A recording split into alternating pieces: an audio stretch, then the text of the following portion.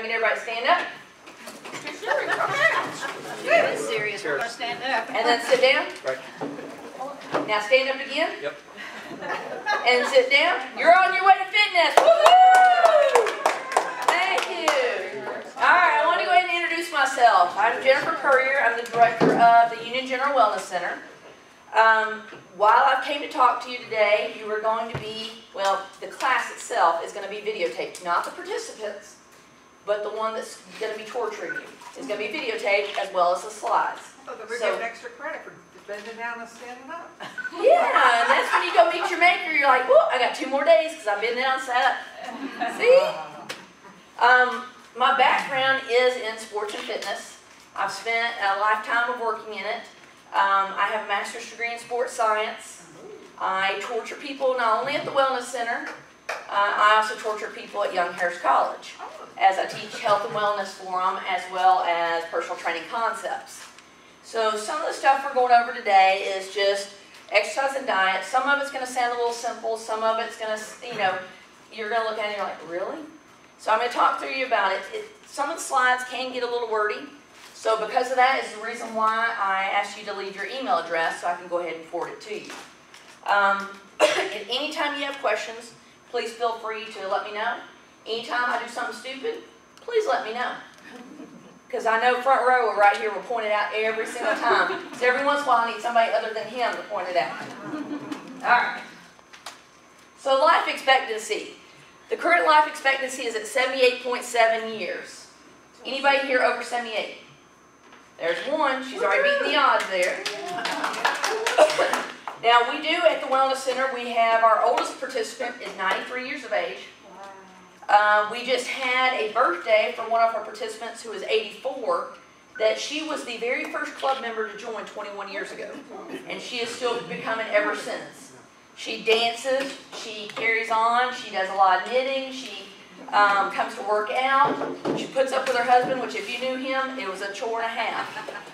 So a lot of them are beating the odds. So just because it's setting the standards don't mean, oh my God, next month I turn 78, crap, it's over.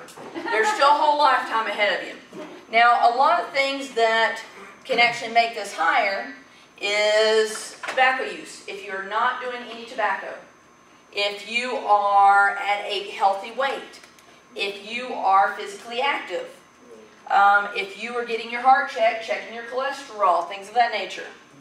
Now, life expectancy for men is 5 years lower than women. And you've heard the old joke, why did the guy die first? Because he wanted to. Well, that's not really it. It's because the females went to the doctor. A male aches and pains, he's going to come to his spouse and, oh, I hurt. Well, go to the doctor. No, I'm not going to do it. Female's like, I'm having a little chest pain, going straight to the doctor. A lot of times females will find out what's the problem at an earlier stage and go get it checked. The men just want sympathy a little bit longer. So the leading causes of death are lifestyle related.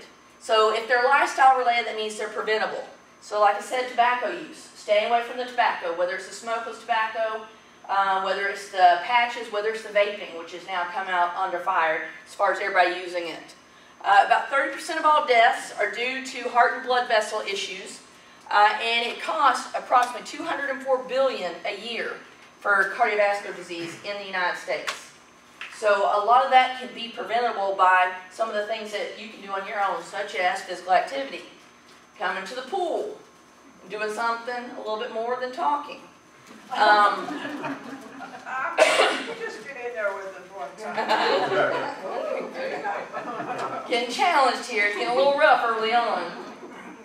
The underlying cause of death, like I said, are lifestyle. So it's what choices do you make? Are you being physically active at home? Are you being physically active at a gym, at another wellness facility? Are you watching your nutrition to make sure that you're making healthy decisions? Or are you looking at that Twinkie and Ding Dong and it's like, screw the vegetables, I'm going this route. So it is making the right choices for you. Now, of the 2.5 million yearly deaths, 1.5 are due to those preventable factors. So we could cut that death total almost in half because of things you're checking out.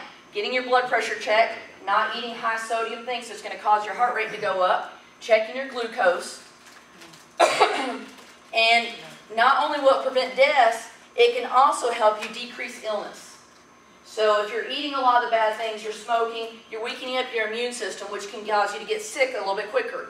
When you get sick, it causes you inability to do some of your daily activities, whether it's working in the garden, whether it's taking care of grandkids or kids, whether it's taking care of the spouse. It kind of puts you down for a little bit while. And when you're down and you can't do much, what happens? You get a little bit, the mindset of a little bit of depression sets in. I feel bad, and because I feel bad, it's okay if I just eat this one extra thing. It's okay if I just eat that. Or, I know I skipped the gym twice this week, I can go ahead and skip it a third time. Well, then you're starting to create a pattern within yourself. So if you can decrease those patterns, it's going to help decrease the risk of the morbidity and mortality, as well as the sickness. Now, physical activity. How many of y'all are physically active on a daily basis? You can put your hand down, friend. So physical activity is just moving the skeletal muscles, and it's making sure that you're expending energy. And that is more than talking, mister. That is actually doing something that's going to move those large muscle groups in a rhythmic motion that's going to go ahead and raise your heart rate and burn calories. So just physical activity itself is not considered exercise. Physical activity is just getting up and moving. So things you can do, the one lady said she took a lap around the around the hospital because she couldn't find out where it's at. That's physical activity. Parking at the bottom of the parking lot and walking up. If you park down at the bottom of, they call it Egypt down there at the bottom of the hill, and you walked all the way up, that's physical activity. If you use the stairs and not the elevator, that's physical activity. And what I see as funny is a lot of times when people come in the gym, they're like, man, someone took that front row parking spot. And I'm like, you're coming to the gym to work out. Yeah, but that's inside the building. I don't want to do anything outside the building. That's just, can't do it. So anytime you can increase your physical activity, it's going to increase your quality of life. So different things that actually function as regular physical activity is just the things that you do not need to know a skill for. Walking. You started walking at an early age. You keep carrying through. Running. Cycling. Taking aerobics classes or doing aerobics on your own. Swimming and a little bit of strength training. So if you can incorporate that into your daily activity, then you can actually decrease your risk of heart disease, decrease the risk of type 2 diabetes, decrease the risk of different cancers such as colon and breast cancer, and also help to decrease osteoporosis fractures. Now, I'll come over this a little bit later on. With osteoporosis, you have usually females more than males are susceptible, and that has to do with the different hormones that are within the body. And it also has to deal a little bit with the muscle mass or the size of a female. So if you take a female who is just roughly say 5'6", weighs 120 pounds, and a female that is 5'4" but weighs 200 pounds, which one of those two do you think is more susceptible to osteoporosis? The taller one. The one that's got a smaller frame because she has less weight pushing on the body. So it's definitely when you're smaller. People see smaller people like, oh, they must be healthy. Doesn't necessarily mean they're healthy. It means that they still have to work on some things. They may not have the adipose tissue that builds up within their system, but what they also have is not usually a little bit of leanness that is not putting enough mass on their bones and causing pounding on their bones. So therefore, they're more susceptible to osteoporotic fractures. Physical activity can help stave off dementia and Alzheimer's. So it keeps the body moving. So what happens with your body, and with Alzheimer's in itself, is amyloid protein forms up on your brain cells. And when it gets there, if you're not using the brain cells, it's got nothing going through, no synapses going through the brain. So the amyloid protein actually pushes down the cells and it causes to dilapidate. And that's why people lack some of the recall, because their cells are no longer active. If you are physically active, what it's doing is it's still circulating the fluids. Not as a high rate as when you were a teenager, but it's still circulating the fluids, so it's less likely to pool on certain brain cells. So anytime you can be more physically active, it's keeping the synapses open a little bit more in the brain. It can also help regulate your depression and anxiety. So a lot of people are like, if I could just exercise, I feel so much better, or I have a hip issue, or things of that nature.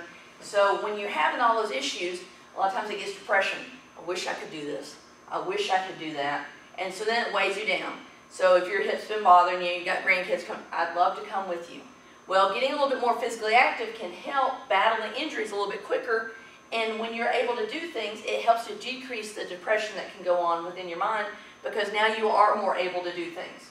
It also sends out the different hormones within your body that's going to help decrease the anxiety.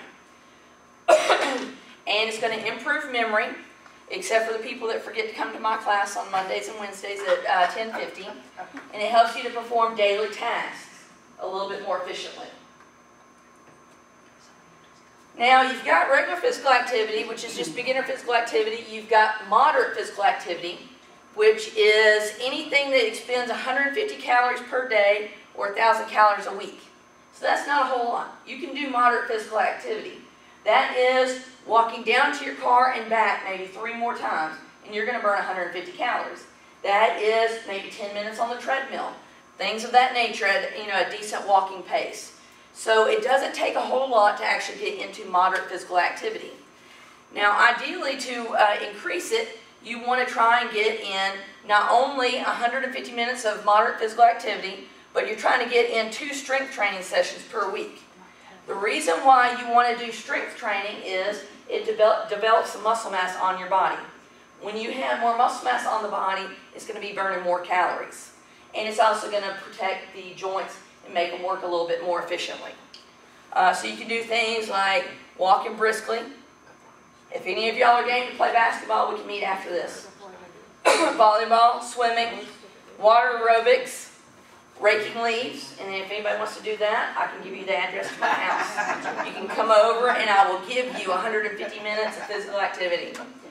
Now, if you do that physical activity and then immediately go sit down for the rest of the day, you avoided all those positive results. So you want to try and be physically active most of the day. Now, what happens is, as we age and as we retire from jobs, we get a little bit more sedentary. Because it's like, well, I can do that later on. You're no longer on a time scale. You're like, I'm retired, I can do that tomorrow. And then you push it off and you push it off. Next thing you know, you've been watching Judge Judy for 3 days. So if you're sitting down a lot, you're avoiding those positive gains that you're making by the physical activity. So you want to try and break up your physical activity to multiple times throughout the day. So instead of just saying, I'm just going to go to the 8 to 9 o'clock class and the whole rest of the day, I'm kicking back and socializing, maybe do 30 minutes in the morning, 30 minutes about brunch time, 30 minutes a little bit after lunch, 30 minutes late in the afternoon. And so you're keeping that physical activity going and you're not voiding it out by being sedentary all day. Now here's the guidelines of what we actually, per the Surgeon General, I need to preface that, per the Surgeon General, this is where we should be at as far as what type of activity.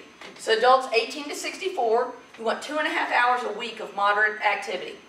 Or you can have 1.25 hours of vigorous intensity physical activity, which if you would like to come Monday at 10:50 to 11:45, you will have 55 minutes of sheer bliss. That gets you on your way. Pardon? That's not what I heard. Older adults, you're wanting to do activities that are not only helping to increase your physical activity, but also to help with your balance. Because as we age, we lose balance. And the reason being is if you don't practice it, you lose it. It's just like math. If you're not practicing it, you're losing it. Because I know every time my niece comes to me with math, I'm like, whew, I have no idea. So you want to practice things that have balance. So, the walking, the being able to stand on one foot, doing activities that you're going back and forth, taking aerobics classes where you're working on agility. That's going to help build up your balance. Now, I know mentally he's under 6, so he needs at least 1 or more hours a day. Pregnant ladies need at least 150 minutes of aerobic activity. Now that says see doctor, and that's based on any complications they might be having with birth.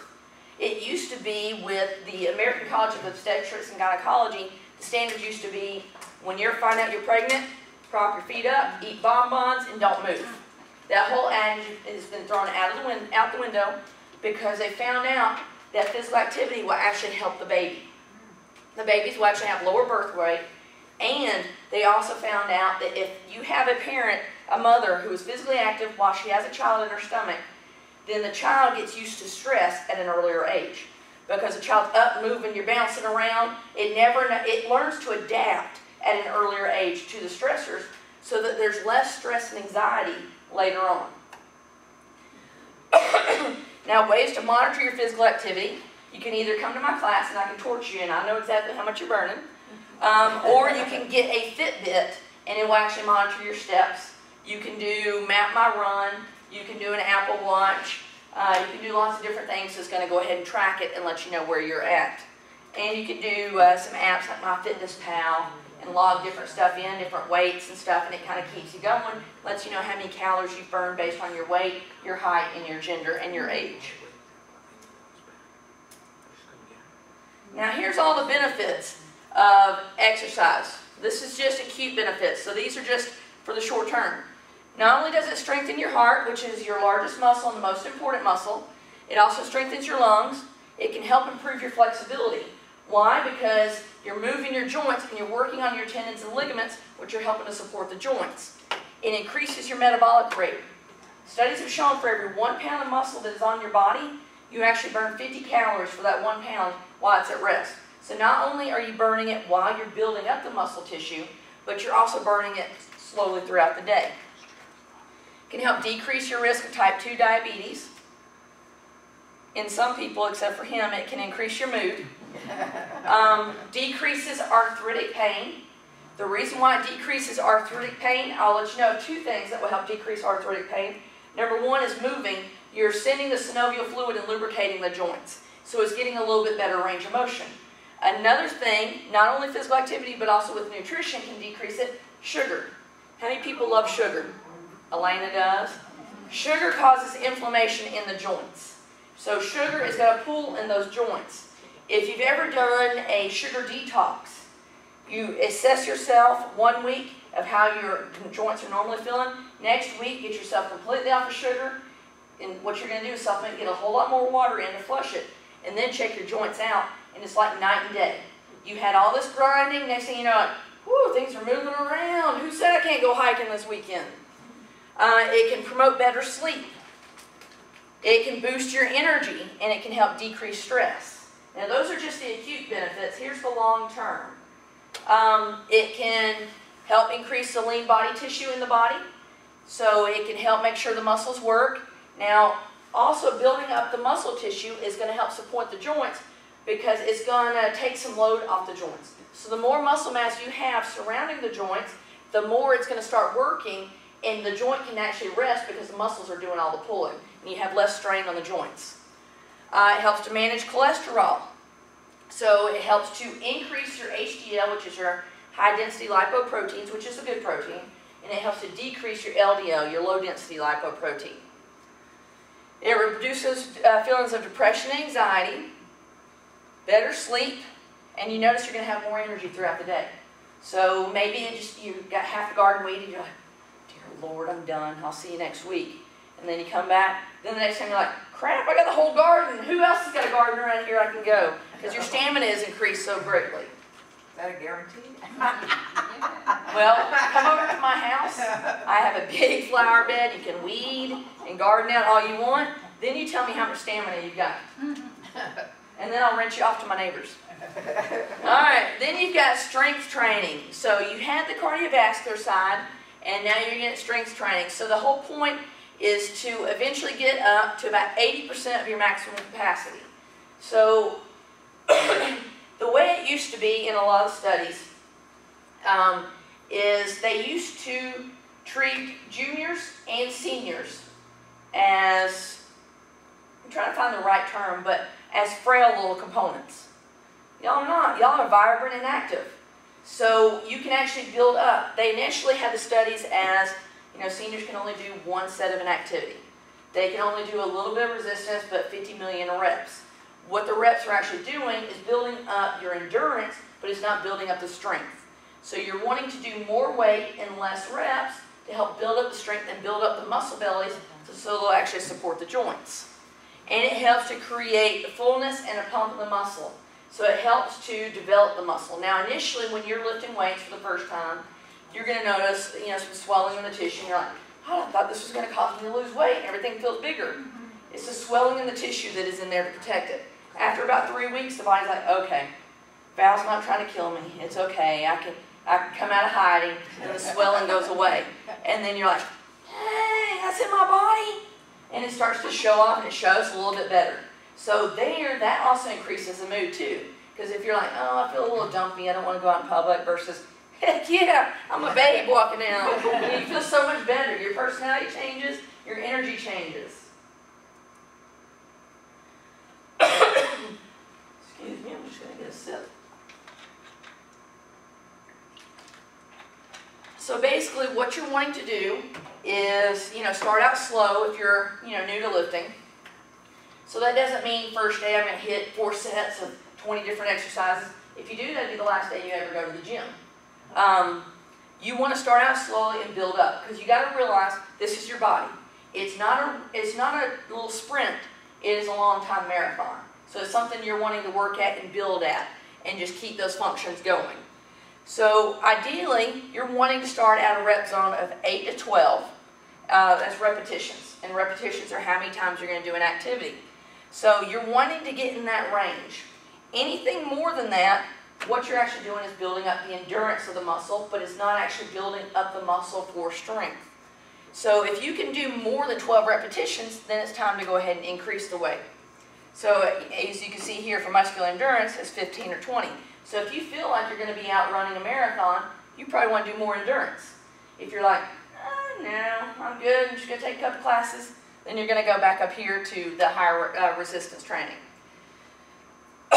So older adults are a little bit more susceptible to musculoskeletal issues.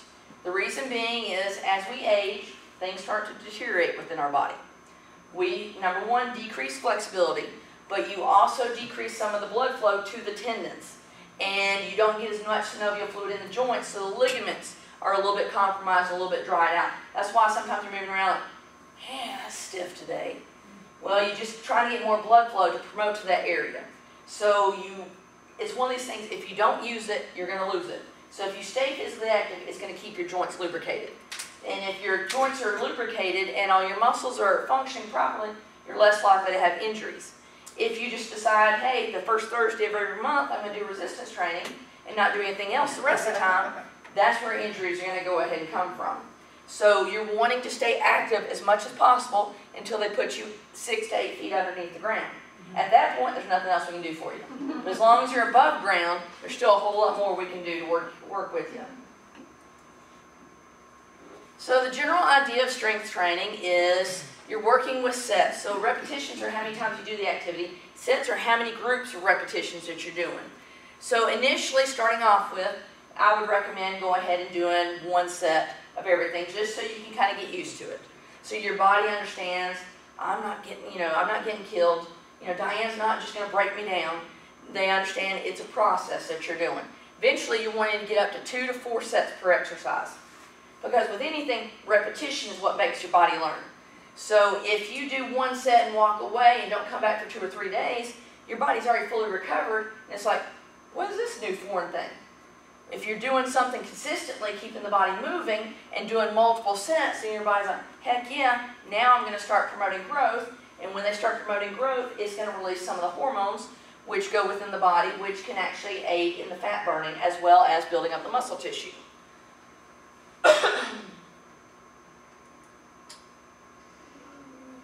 Alright. And this is a word I don't like to use much, that I tell my classes I refuse to use, but the body needs rest every once in a while. When I first started teaching a Boomer Fit class, I sat in watching the previous instructor, and it was like exercise, rest. Exercise, rest. I was about to fall asleep in all those rests. So when I took over the class, I was like, I don't know what foreign language she spoke. I've never heard that R word a day in my life, so we're not using it. And let me tell you, those ladies understand it's never used. But when you're strength training, you need a little bit of rest so your body can go ahead and recover. It doesn't mean from Monday exercise and then not to exercise till Friday. It means time in between activities. So you're wanting to have shorter rest for people who are trying to build, to burn some calories, burn more calories. So ideally, you're wanting minimum 30 seconds of rest up to 2 minutes because it's going to keep the cardiovascular effect going. So it's going to be burning more calories. Then if you're wanting to increase more strength, you're looking at anywhere between 2 to 4 minutes. The reason being is you're allowing the body, the muscles to go ahead and recover at a fuller rate so they can lift that weight as maximum amount they can again. Then if anybody is wanting to get on the powerlifting circuit, let me know. And you're wanting to rest more than 4 minutes so that you can have all your processes go down. So your heart rate goes down, your respiratory goes down, and all the extra fluid in the muscles decreases. But to avoid soreness, you're wanting to go ahead and, like I said, starting out slow, increasing it, also adding some flexibility. So anybody that is a member of the wellness class, we have activities in the pool for that, as well as we have focus on flexibility and mobility classes that you can do. That's going to help strengthen and change your range of motion a little bit.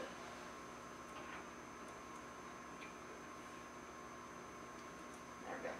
So you use weights in the pool? Water dumbbells.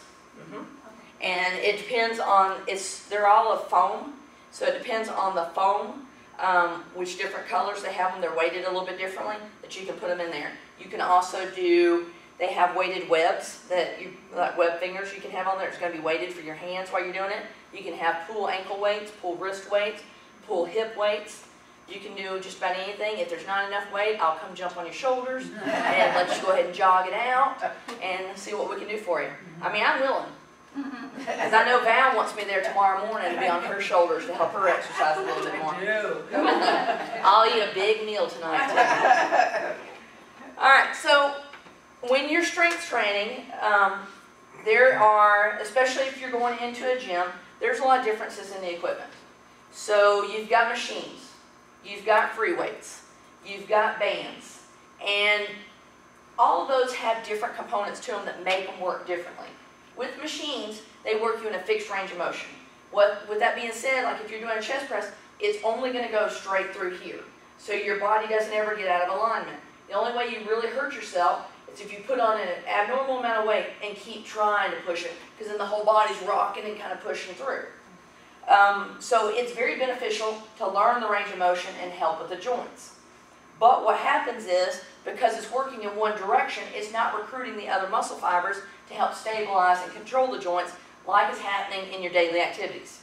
So you're going to move something in the shed and push it away. It's not like it says, sure, I'm going to move in a fixed pattern. It may be toppling over around here. You should have seen us trying to get the trash out of the trash can earlier. It didn't go in a straight fashion. We're all over, up and down, everything. So you're wanting to work a little bit more in a three-dimensional area. That's where free weights come into play. Free weights are dumbbells and barbells, things of that nature that can move in multiple directions. They allow you to recruit a whole lot more muscle fibers. The benefit of that is you can recruit and get more muscle fibers being utilized, which is very similar to your daily activities. But the bad part is, if you see Chris or somebody else walking through the gym, you're, hey Chris, what are you doing? And you're following him around and you're not looking, you can injure yourself. But the biggest thing is, no matter what you use when you're lifting, you want to be able to lift appropriately. So, I don't want you. Come here, Fran. By the way, you will be on camera. Come here, Fran. Hey, Fran. Am I going to pick you up? Is that right? If you do, you win a free year. That's right. I'll try. All right, basic class. Are you right-handed or left-handed? All right, move this way. All right, your body works in a certain pattern. So in order for it to work efficiently, you need to be in proper alignment and positioning. So what you're going to do is put your right arm out, stretch your fingers out, okay? Now I want you to lock that arm, make it hard to move. Look straight ahead. I'm going to apply resistance, and it doesn't move. Everything is firing. All the synapses are firing appropriately. Now I want you to do the same thing with the arm, and I want you to smile at the camera. Look at how it moves. Thank you. You're good. So then she changed how everything was in her body. So if you see people walking through the gym, you change your workout to accommodate them or to say hello. It changes how you're recruiting everything in your body. So it changes the synapses So your body is not getting as much efficiency as it possibly can. So you're wanting to make sure things stay in alignment. It's like if you've ever seen some of the older commercials of people being at the gym, they're doing lat pull downs behind their head. You see their head come down and turn them down. They're breaking the synapses because they're bending their neck. You want to stay up in alignment. So the activities you're doing is, if you're modeling in the mirror, you're winking at yourself, you're checking yourself out, and you're still looking at yourself the whole entire time. Versus looking over here, looking over there, going to pick up something, then you're like, crap, now this kind of hurts. Well, everything was not working efficiently. So you're working at only maybe 50 or 60% capacity, and you didn't prepare your body for it. So that's where working with free weights can help you or hinder you. So if you're a chatty Cathy, then you may not be focusing in on doing the activities right, or if you're very silent and focused on your workout, got your headphones in, then you're actually able to pay attention to your alignment. Other things that you can do is work in the different joints. So multi-joint. So that's using more than one joint at a time. That's compound activities. So compound movements, things that you can move two things at once. Like you're working your shoulders, you're pressing up, you're moving your shoulders and your elbows. So it's a compound movement. You're getting multiple muscles being worked. If you can get multiple muscles being worked, it means your heart rate's picked up a little bit more. It means more muscle is going to be engaged and recruited. Versus single joint are like bicep curls. So unless you're going to impress some girl or guy at the gym, it's not going to be as much functional for you. Then you have bilateral and unilateral. So bilateral is you're working both sides of the body. So you're working them together, like if, for example, a chest fly, both arms coming out. Now you can change it up a little bit how it impacts you by just doing one arm. This doing it unilateral causes your core to have more development. Then if you had both of them, there's not as much. So this way, you have more core because as it gets heavy, your body's wanting to tip on over, so you've got to get your core a little bit tighter. Where this way you're pulling, and your core's just like, hey, I'm thinking about Friday, thinking about Friday. So those are different things that you can impact while you're at the gym. Alright, physical activity, what it can do is it can help with weight loss. So, and I should also say that when you're starting doing strength training, what's going to happen is you're going to burn calories. But muscle itself takes up less surface area than fat. Okay? But muscle weighs more than fat. So you may not see the scale change, but you're going to notice the clothes changing. So you're going to notice, man, these pants I hadn't put on in a while are working well. You're going to notice that, maybe if you put a different shirt on that you hadn't been able to put on for a while, that's going to change, but yet the scale doesn't change. So when you're doing any resistance training, the scale is not the friend that you're going to be, well, let's put it this way, the scale's never the friend. But it's really going to be your worst enemy if you're paying attention to it while you're going ahead and doing strength training. What you should pay attention to is how your body reacts to your clothes, how your body reacts to the environment. What I always recommended with my clients is take a picture of yourself in one outfit. In 30 days, take a picture of yourself in in the same outfit, and then compare them. Because I've always noticed, if you haven't seen a relative in a while, no matter how bad you feel, you're thinking, oh my God, I put 5 or 10 pounds on, your relative's like, oh my God, honey, you look so great, you have slimmed down. And you're like, okay, when did you do crack? But they haven't seen you in a while, so therefore they're going off the previous picture. And when we look in the mirror, females specifically, you don't look at the whole body. If you have a problem in your stomach area, when you look in the mirror, you're not looking up here in the shoulders. You're like, look at the stomach's gone down. But your shoulders are getting more shapely. Your arms are getting a little bit more shapely. Legs maybe, but you're like, that stomach's still looking bad. So your relatives are not looking at that. Your friends that you haven't seen in a while are not, looking at that. They're looking at you as the person, not you as the problem area. So ideally, you're wanting to go ahead and be physically active all the time, but you want to, if you've lost some weight or working on losing weight, you want to at least do 60 minutes or longer per day to help keep the weight off. Now, how many people have watched The Biggest Loser? Okay, good. I was going to say, I can't be the only weirdo. All right. So with The Biggest Loser, you'd have a lot of those people that were losing the weight. They actually did one season. Don't kill me if I get it wrong, but I think it was season 11. where they actually went a little bit behind the scenes and talked to some of the people who got kicked off earlier, how they were able to lose the weight. One person, or maintain losing the weight. One person said, if I don't get on this treadmill and run for 2 hours every day, I'll start putting the weight back on. Putting the weight back on. And so they had to maintain that physical activity. Those that didn't maintain their physical activity got blossomed, started taking up more surface area.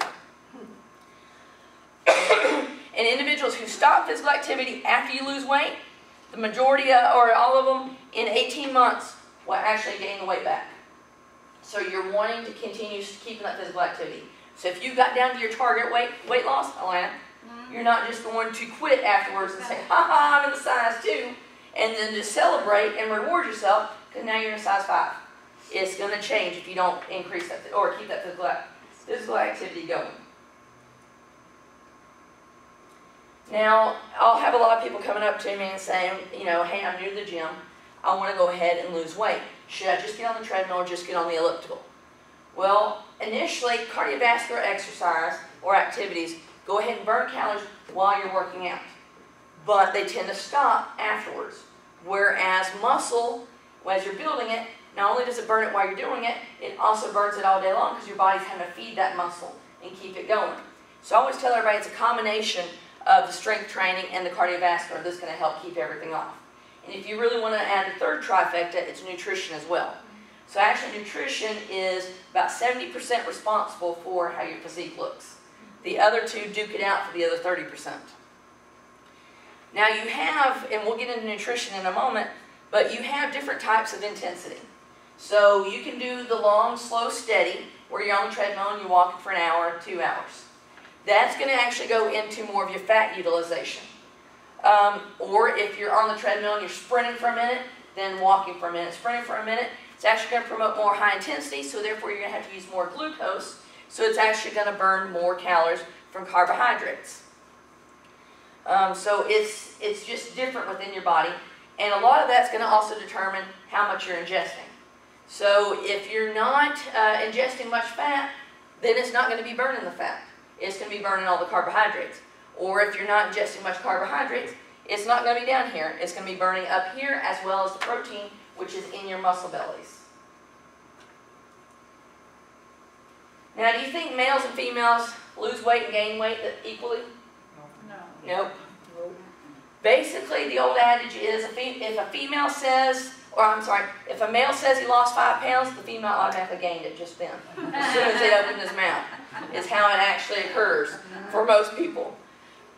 But, and then have you also heard the old adage that females and males can't lift the same? Oh no, I'm a female, I can't do what he was doing. Or, you know, I'm a male, I'm not taking aerobics classes, I'm not training like she was doing. Your bodies are set up the same way. It has the same muscle on it, but just in different quantities.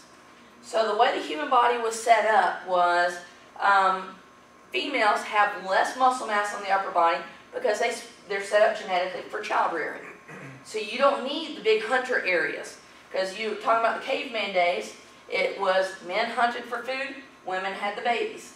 So more the mass for a female is in the lower half. You have to be able to support the children, where males have a decent proportion. Now, you can actually train a certain way to actually recruit more muscle fibers. You have 3 different types of muscle fibers in your body. You have slow twitch, and fast twitch, and a hybrid. Now, each person has all those types of muscle in your body, it's just at different proportions. The easiest way to go ahead and find out what you have is go to a physician. They actually take a little thing that looks like a pin, stab it right into your leg, and pull out some muscle fibers and put it underneath the microscope. So it leaves you a good conversation piece at dinner. But other than that, they can see the muscles that are in there, and it can tell you what percentage of fast twitch and slow twitch you have in your body. The reason why it's beneficial is it lets you know what you're more predominant into. So you have some people that can sprint, but you put them at a mile and they've gassed out. You have some other people that are slow as blue blazes, but they can go for a half marathon or a full marathon. That has to do with the muscle fibers within their body. Slow twitch muscle fibers are usually white underneath the microscope, and what they allow them to do is the reason why, they're usually red underneath the microscope. is because they have the slower contraction rate, they're able to fill with blood a little bit easier. So they're more for long duration. Where fast twitch are white underneath the microscope, because they're twitching so fast, you're not getting blood there. And so they twitch, when it twitches so fast, it fatigues out at a quicker rate. But if you know what type of muscle fiber you have, you know how to train if you have certain goals. So how many of y'all are going to go out and run a marathon? What? Really? Next week? Okay, I've got to take her there. Next week we've got one. So then that's going to let us know, we can check, she's got more, slow twitch fibers, we can continue adding on. If she's got fast twitch, she ain't running it next week. Maybe a year from next week, but we still got to work on it. And it will also let you know if you are, I guess the big thing around here is pickleball. How proficient you're at pickleball, things of that nature, as far as playing racquetball, doing different things around here. They actually, they used to have in China, or they set up training camps for the kids, because, China had to be #1 at the Olympics and everything else like that. So what they would do is they would determine what proportion of fast twitch and slow twitch fibers they had in their body and put them in the camps that were more appropriate to them. So the kids didn't get the chance to say, but wait, I want to do basketball or I want to do marathon. They're like, no, this is what you've got in your body, this is what you're doing, and that's what they had to learn to do. Whereas in America, we can actually pick our own activities that we want to do. And you have some of those people that get out there and you're like, oh, bless his little heart. Bless him. And a lot of times that has to do with he's not training with what he's got within his body. So that was just a little bit of side thing. Not that we're all going to poke and prod you. I mean, next week we will, but this week you're safe. Also, the different hormones that are in your body. Testosterone causes you to burn fat. So males have a higher percentage of testosterone within their body, so therefore they can burn fat at a higher ratio. Estrogen causes you to absorb the fat. Ladies, it's a bad E word, but it's the E word that stays with you. So estrogen causes that. So because you have different, sex hormones that go in your body, it makes it a little bit harder. But the more muscle mass you put on your body, the more it recruits growth hormone and testosterone within your body. It doesn't mean that you're going to be Sally one day and Stanley the next. It just means that it's going to help your potential of muscle mass. Now, females cannot look like males unless they have a needle that goes in their butt, or they take oral pills, things of that nature. Because I've heard a lot of females over the years saying, well, I'm not going to lift weights because I don't want to be big and manly. And I'm like, well, what are you ordering online? What supplements are you taking? That's the only way that we're going to start calling Henrietta Henry. That's the only way it's going to happen. So you have different proportions of hormones within the body. So you're wanting to make sure that you're able to increase the muscle mass, which is going to help with the testosterone. Now, males, as you age, testosterone slows down a little bit and you don't get as much production. How you counteract that? More muscle mass within your body. Alright, muscular fitness and aging. Nobody in here is aging, are they? We're all staying the same, right? Yeah. Well, except for Elena. Yeah, I'm aging. Elena's over the hill. Yeah. Alright, so you're wanting to make sure that you get muscular fitness in there somehow. Does that mean you have to go to a gym to get it in? No. Nope. There are videos. There are bands. There are grandkids that can help with the muscular activity. You pick some of them grandkids up, and you're like, that's it, I can pick up an Atlas stone. That kid's a rock. Now, as we age, we tend to lose muscle mass. So on average, a 30-year-old will lose 25% of their muscle strength by age 70. If they live to 90, that is 50% that they are losing. So it actually declines. Now, a way to counteract that, being more physically active. Now, I've always been told by everybody else, getting old is not for sissies. Or, I'm retired, I don't have to do this. In all actuality, when you were 14 and working out, didn't take much. Now you're 65, you got to work out twice as hard. So that's why we get to be retired. It's because you got more time to work out. To help keep that muscle mass on there so you're not losing it. Because unfortunately, as we age, sarcopenia takes over. So that's the loss of muscle mass. And when you lose muscle mass, you lose some functioning within your body. And when you lose muscle mass, you lower your metabolic rate. Which, when your metabolic rate slows, there's a higher rate of obesity. You are less insulin resistance, therefore it helps with perpetuate type 2 diabetes, and it does not work well with your cholesterol. So it will actually slow down your HDL, lower it down, and will increase your LDL, so it makes your total cholesterol number high.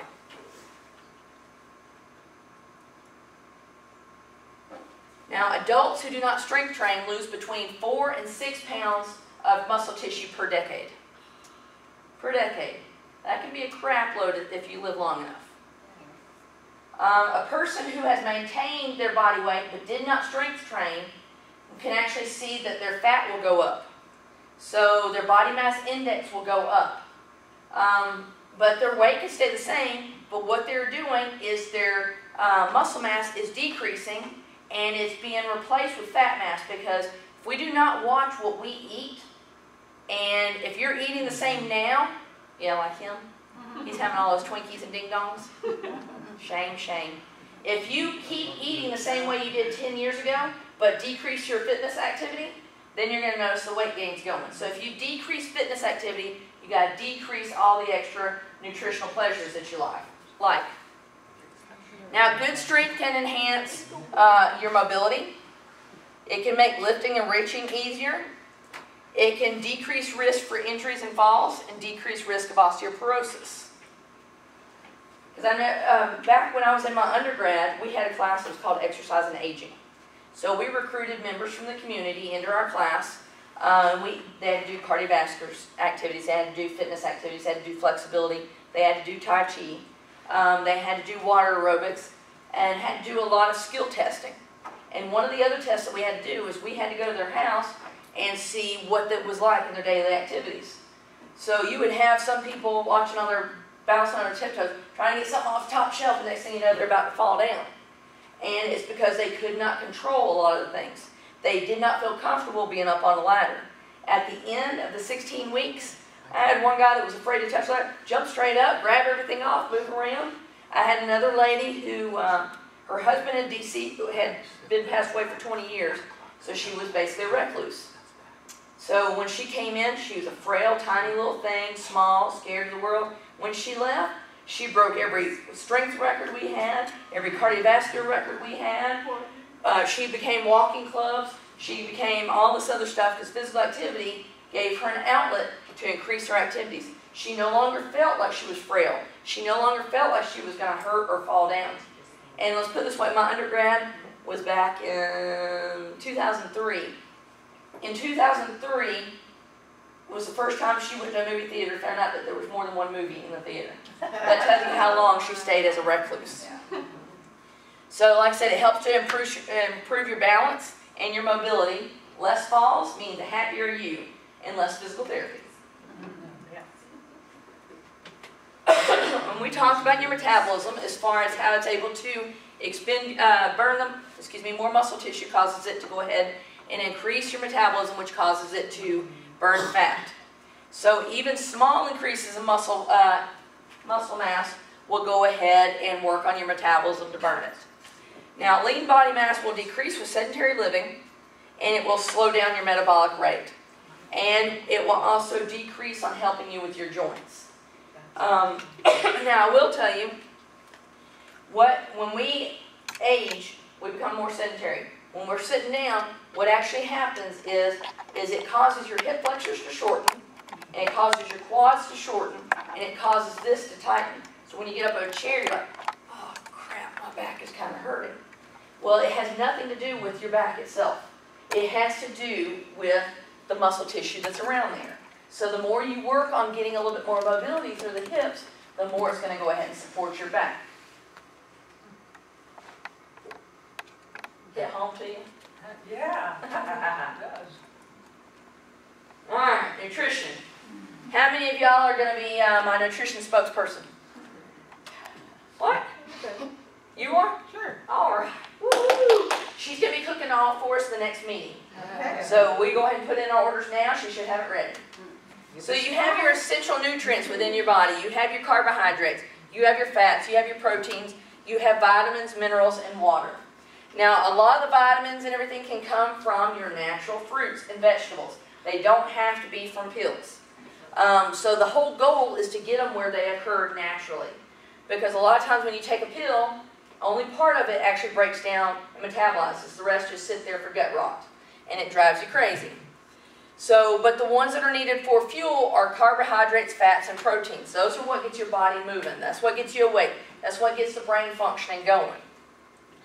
But you need a lot of water and minerals to kind of help with your day-to-day. So your body is filled up with a lot of water. So you need to drink a lot of water. Now you can get some of it from fruits and vegetables, but you also need it from drinking the regular beverages. So how much water do you think you should drink a day? Not you. How much water do you think you should drink a day? Anybody but him? 8 Yes. glasses of water. That is not true anymore. Oh, really? Yes. Three of these a day. Well, Whatever it is. if you take your body weight and divide it by 2, that's how many ounces of water you need. The 8 glasses a day, the reason why that is not true anymore, you take somebody who is Elena's size, who is, I'm guessing, 115, somewhere in there.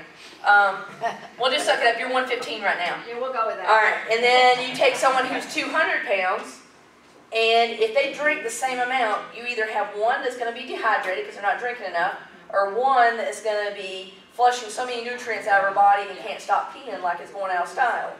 So you're basically wanting to drink for your size. So how you do that is take your body weight, divide by 2, and that's how many ounces of water you need to consume in a day. As you decrease in weight, you can decrease in the amount of water that you're drinking. That's why I said you can't answer. Okay. All right, carbohydrates. This is your primary fuel for energy. So it's what provides fuel for the body. It's what gives you heat in the body. It's what helps to maintain cells. It helps to regulate brain tissue and make it working.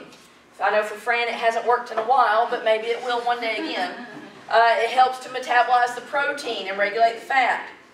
Now when you're talking about carbohydrates, for every 1 gram of carbohydrate, that's 4 calories. So when you're looking on the back of a package, that's going to tell you how many calories are in that item. You can get it from your breads. You can get it from your cereals, fruits, vegetables. You can get it from dairy products. Now with that being said, you have 2 types of carbohydrates within your body. You have simple and you have complex. There's a difference in them as far as what they are and how they function for the body. So simple has very little nutritional value. That's usually your white stuff. That's going to be your sugars. It might be the tastiest of them all, but it has very little nutritional value, and it will give you a quick up, and then you crash. So if you eat a piece of cake, that's simple. You're all peppy, and then 30 minutes later you're like, oh, just kill me now. Kill me now. You've kind of crashed a little bit. So you're wanting to go ahead and get a little bit more of the complex, which is going to be longer sustaining fuel for the body. So that's going to be your multi-grain activities. It's going to be found in grains, seeds, the different corns, nuts, roots, potatoes, and legumes. So it is going to give you a longer sustaining energy, but it's also slower to digest. And the reason why it's longer for energy is because it takes so long to go ahead and digest instead of real quickly metabolizing. So basically, grains are the richest source of all carbohydrates, and once eaten, the starch is converted to glucose for the body's own use of energy. So it takes a while to go ahead and break it all the way down. And when a surge of energy is needed, enzymes in the muscles and the liver break down the glycogen, and then it makes glucose so that your body has an extra store of extra energy. Because your body is really scared of you hitting the wall and not having any energy. So it has some extra stored, and it's stored as glycogen. Glycogen will break down for the glucose.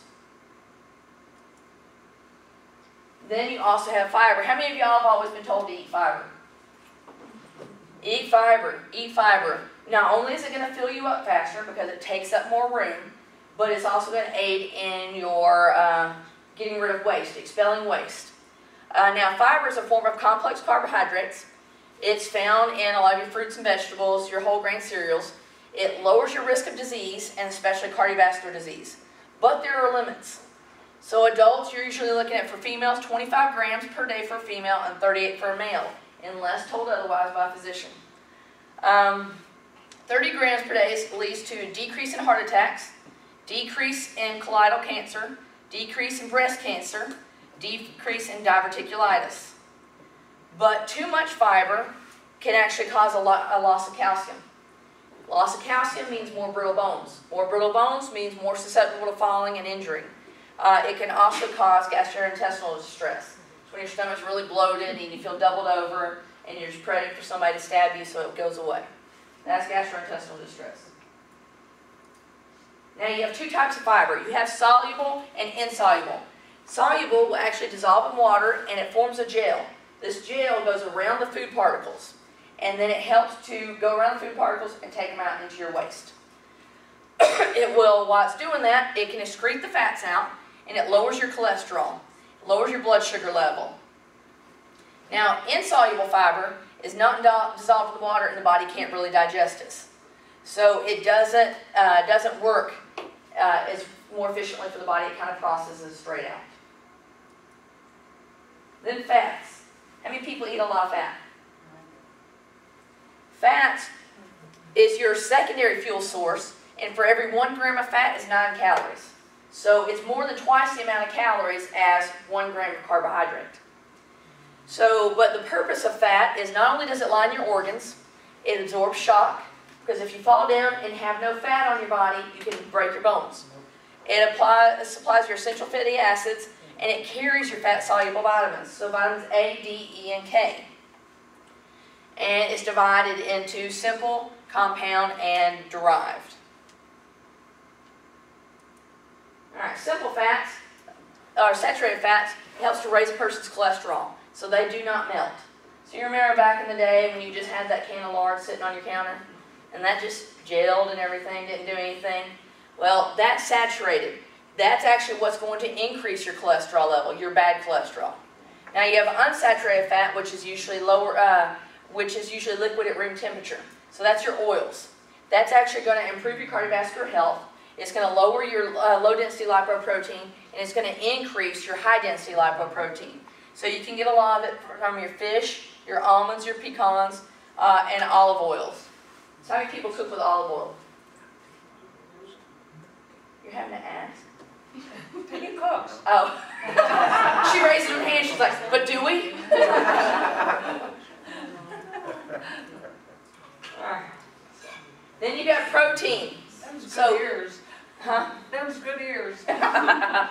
Main substances for the body are to build and repair tissue. So that's building your muscles, your blood, your internal organs, your hair, and everything. So that is the energy source that is utilized when you don't have carbs, when you don't have fats within your body. And for every 1 gram of 1 gram of protein, it's 4 calories. So the main sources are meat, milk, and dairy. Now, if your body does not have enough carbohydrates and it does not have enough fat, then what it does is it goes ahead and takes it from your muscles. So it breaks down your muscles. So all that time you spent in the gym building them up, it's going to take it straight away because you've not had any carbohydrates or fats. Then your vitamins. Does everybody get all their regular vitamins through all the vegetables? 1. Our chef does, right there. So you have 2 different types of vitamins. You have fat-soluble and water-soluble. The difference between the two are, a lot of times, how much proportion you can take. You've heard a lot of people say, when you're sick, take vitamin C. Take vitamin C. Vitamin C is water-soluble. You take too much, it goes out in your urine. That's why you see your urine change colors in the toilet. Hopefully not anywhere else, but in the toilet. Whereas, it goes straight out through the urine. Fat-soluble is it's stored in fat. So if you eat or get too much of the A, D, E, and K, it's absorbed in the fat cells, and it can actually build up over time and create a toxicity. So you're only wanting the recommended daily allowance here, whereas vitamin B and C, you can actually go just a little bit overboard.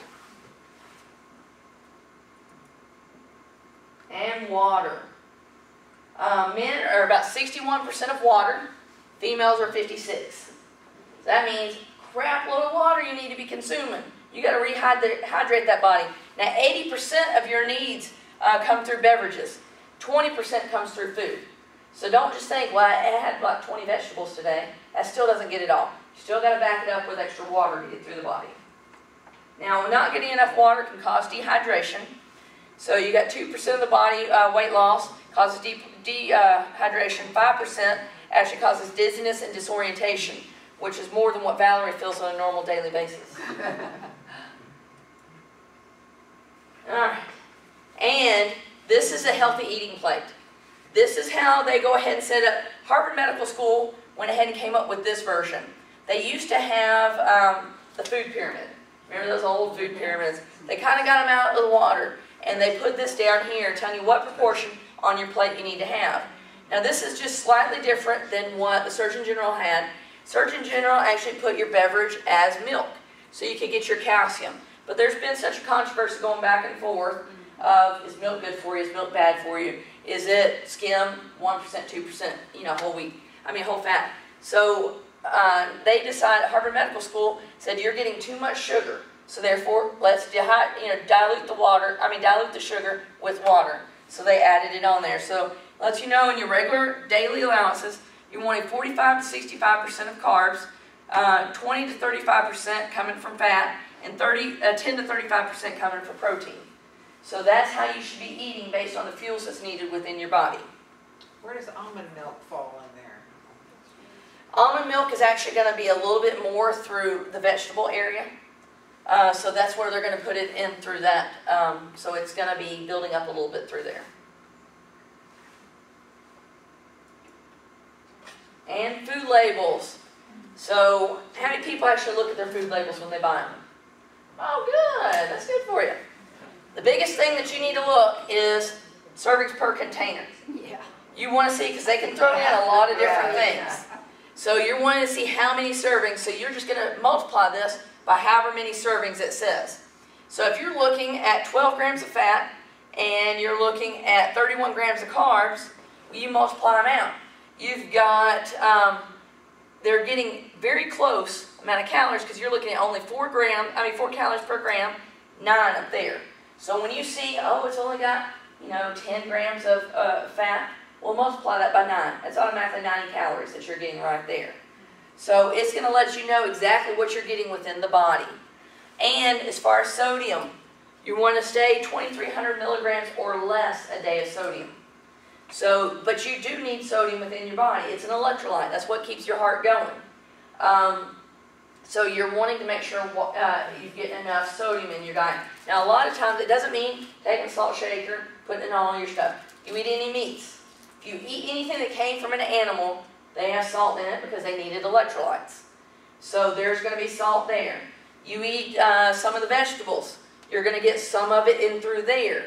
But you don't want to have to go ahead and salt all the time. You can actually get your recommended amount of dosages by just eating a healthy diet. Anything more than that's going to cause hypertension. The biggest thing is when you get a package and don't know it's a 2, and then you just doubled all your calories and everything else that's in it. Yep, you've doubled it all, and you had a certain percentage and count down, you're like, oh crap, let me go back to the gym, I need 6 more miles on the treadmill. So it challenges you a little bit. Now, weight management. Obesity has become on the rise in the United States. Definitely from the children all the way up. So the percentage of adults ages 20 years and older who are obese, 35.1. And that number is growing every day. Percentage of adults 20 and over that are overweight, to include obesity, you're at 69%. So that is climbing. No U.S. state had a prevalence of obesity less than 20%. So not even Colorado, which has been one of the healthiest states for a while. Not anywhere else in the region has had that. State of Georgia is about double that. So we're at 42% at my last reading. So you got to get up and move. Consequences of excessive body weight: you increase your blood pressure. You have bad low-density lipoprotein, which increases your cholesterol. The rate of diabetes increases. Percentage of people having strokes. Back pain.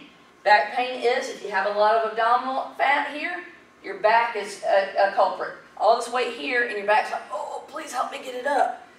Orthopedic problems and acid reflux. So a lot of acid reflux is caused by people eating and laying down. So as soon as you eat, that's going to sit there and it's not allowing the stomach acids to go ahead and break down the food. Instead, it's just pooling, and you got stomach acids kind of rolling when it should not be. Complications in pregnancy. Any of y'all get pregnant soon? Okay, we should be good there. Skin infections. Psychological disorders. So it can cause low self-esteem. It can cause eating disorders. It can cause depression. And when you have any of that, it decreases your quality of life.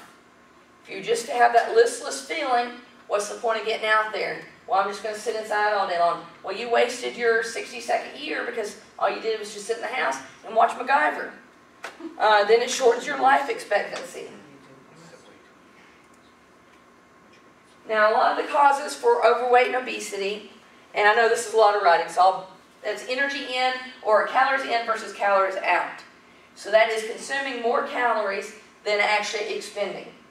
So they have apps out there, MyFitnessPal, which can be on a smartphone, it can be on a computer, which you can actually log in your nutrition, and you can actually log in your exercise, and you can see whether you've got calories in versus calories out.